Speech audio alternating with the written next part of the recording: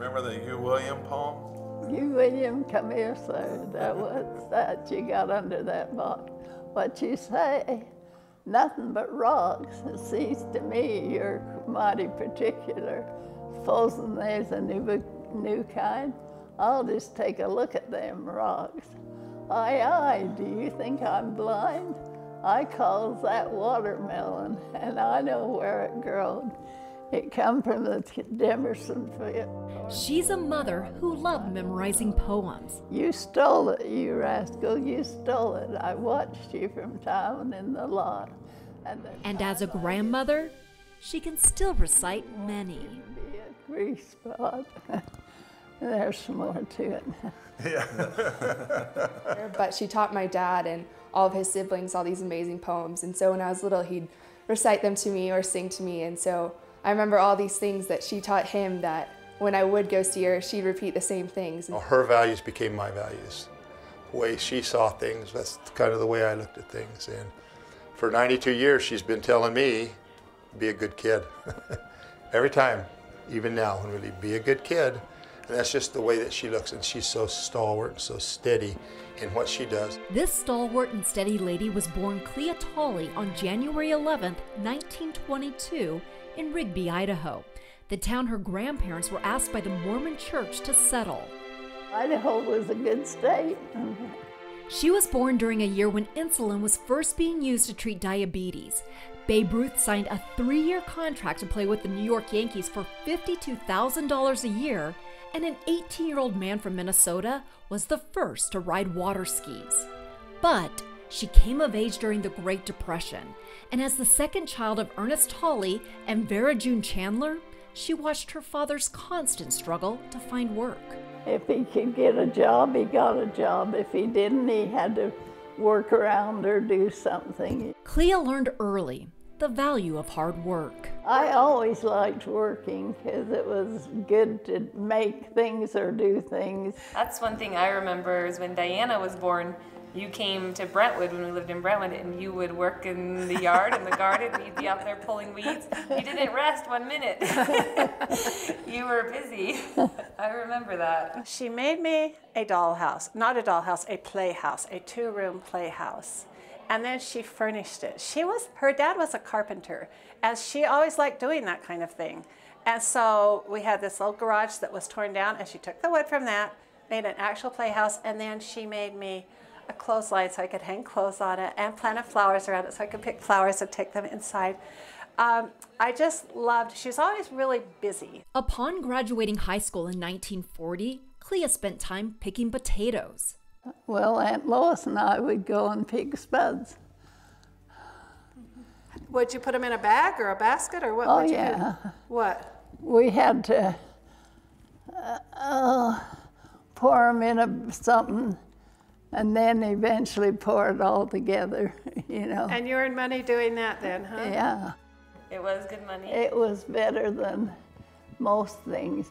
But she says it wasn't better than going to work at the local drugstore. 3 years later, she met a man she couldn't forget. She allowed Mark Matson to drive her home from her stake's Golden Green Ball.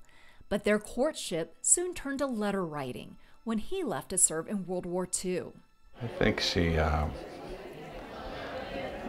to be humble enough that she stayed focused on what really matters and what obedience. She wouldn't mail things on Friday or Saturday because she didn't want the post office to have to work on Sunday.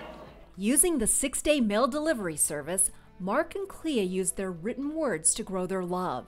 And when he returned from war, they were married in the Salt Lake Temple for time and all eternity on June 20th, 1945. They soon moved to Boise, where Mark found work, and they were blessed with their first child, David, in 1946. I think she was always a really good example. In 1948, she was blessed with Carl. There was never any doubt in our minds, never any doubt in our minds that Mother loved us. She wasn't an aggressive person that really was after you and things like that. However, she required respect, and she required us to do our chores. We had lots of work to do, but she worked harder than we did.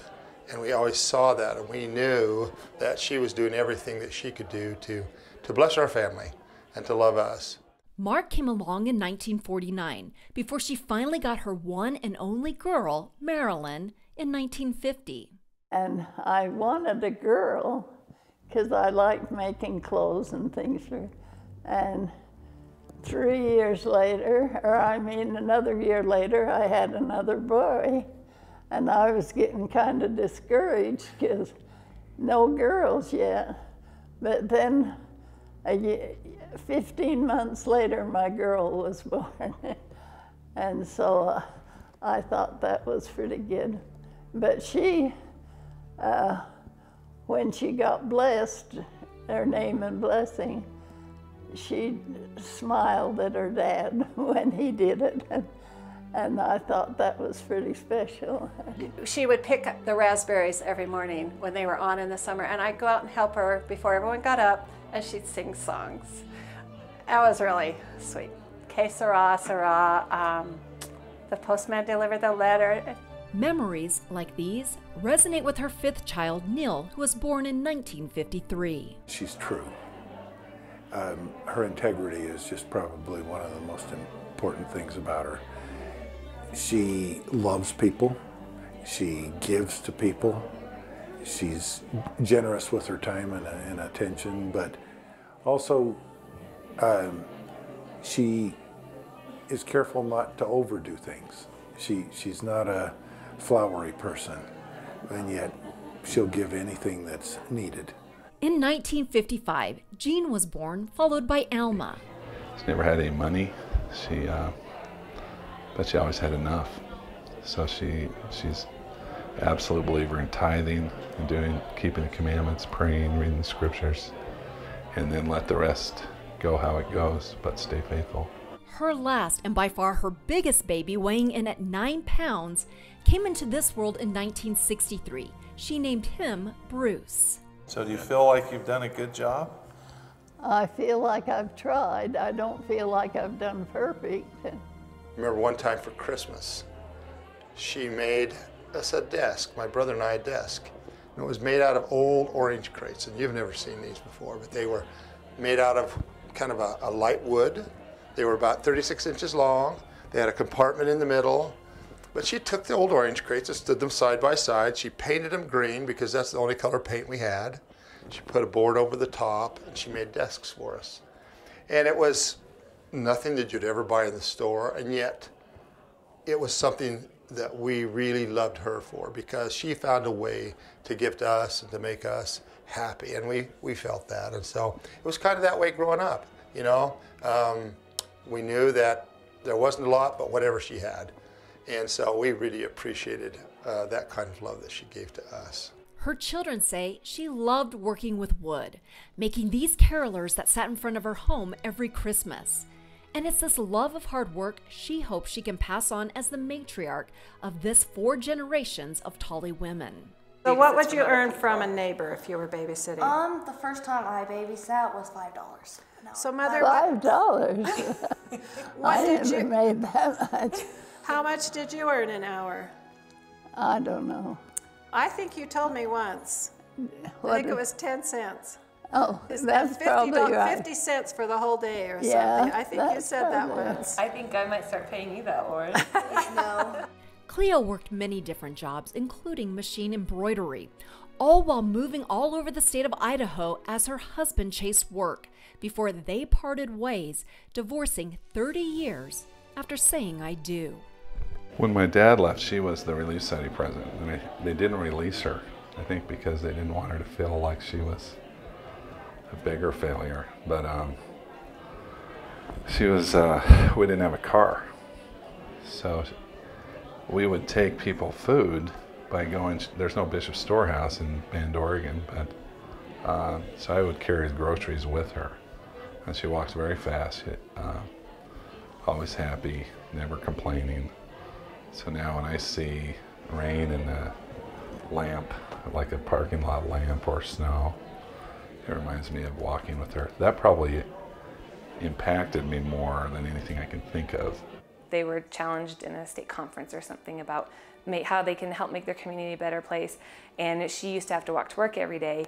And she, on her way to work, she would pick up nails and garbage on the little mile or so walk to work. And she would take different paths on the way to work, on the way home, to make her community a better place. And even though she couldn't do anything grand and big, she found simple ways that she can make her community a better place because she was challenged to do so. She's totally from a different generation. As a single mom, Clea moved her 3 youngest children to Provo, Utah. 14 years later, she met what she would call the love of her life, Etzel Moss, who was on a blind date with her girlfriend. Her friend made her come along, and Etzel never called the girlfriend again, but he did call Clea. He became her eternal companion on December 6, 1986. They honeymooned in Hawaii before retiring to a life where Clea continued to make quilts. Every time there was a new baby that was born, Grandma would make these amazing quilts. She would have these little animals in each one, and she'd embroider them. And it was so exciting each time a new baby was born in the family. We'd wait for that quilt from Grandma to come. I just remember Grandma being really, really frugal. And she made her own dresses. And when she was done with the dresses, she would cut them all up and make them into quilts. And then when the quilts would wear through, she would take more dresses and sew another layer on top of the old quilt. And so there would be these massively thick quilts in her basement. It was cold down there. And you could go down in this dark basement and pile this old heavy quilt. And you could see all of her dresses in the quilts. And she sent us a quilt, and I remember seeing different bits of Grandma's dresses that we remember in that little quilt. But she saved a few dresses, and she used them after Etzel passed away in 2005 to take with her on a church mission she served with her sister in Nauvoo. Tell us about your tap dancing at Nauvoo. Well, we just did programs for people, and so talking to somebody, we decided I'd tap dance in the program. And so I did, and they sort of took over on it, and they'd have me get out there and tap dance, and then one of the boys would join me and finish the dance, you know. But that was what we did. She tap danced until she was 90 years old to stay in shape. It's one of many ways her family will always remember her. Something that stuck out to me as a little kid that I've seen more so now is her eyes. I think a lot of that has to do with the life that she lived. I see it in my father from her, just the way that she gave so freely of what little she had. But I remember one incident in my life, and I was very young, and you couldn't possibly imagine it now, but I was very hot-tempered as a child, and I like to have things the way I wanted to have them.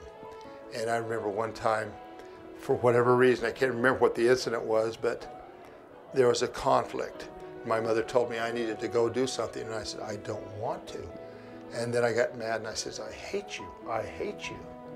And I ran into the other room, and as I went in there, I saw her coming after me.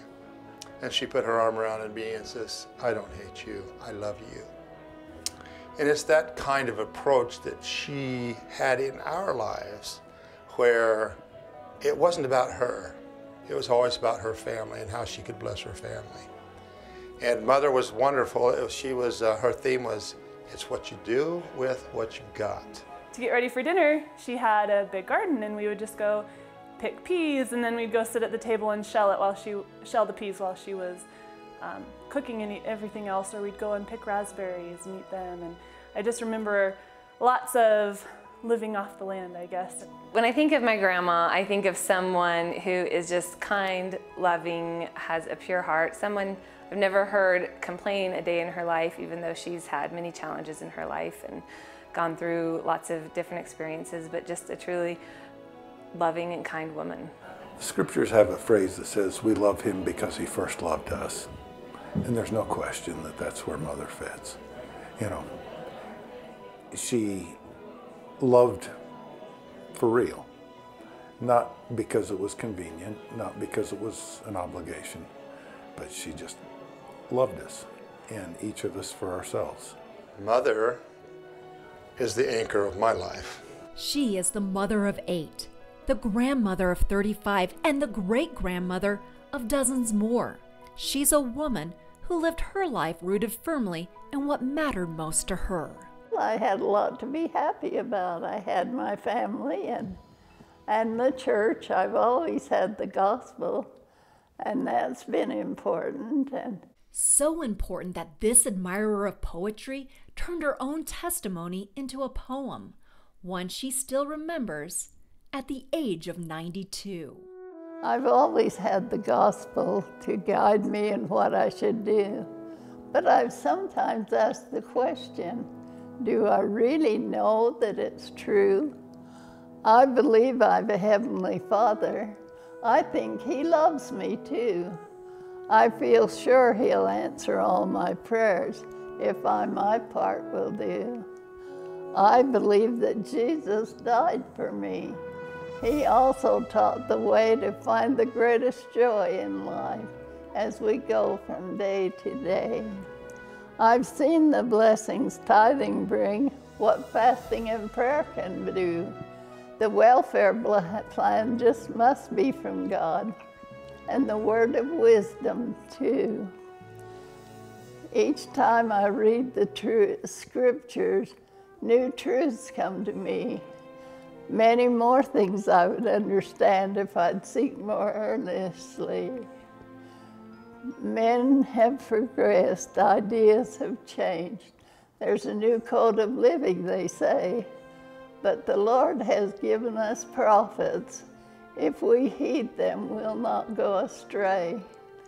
As a mother, I feel especially blessed to have the gospel plan. When I am in doubt about what to do, it's always a guiding hand.